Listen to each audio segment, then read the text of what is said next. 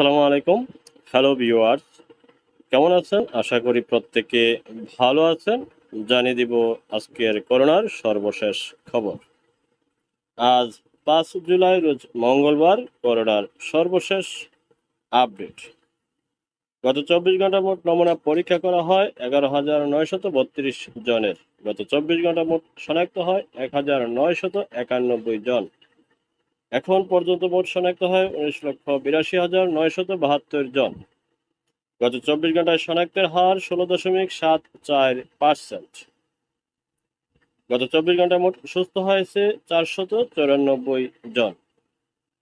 এখন পর্যন্ত মোট সুস্থ হয়েছে ১৯,০৯,২৭৩ জন।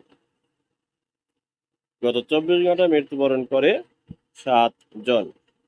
এখন পর্যন্ত মোট মারা যায় ২৯,১৮১ জন।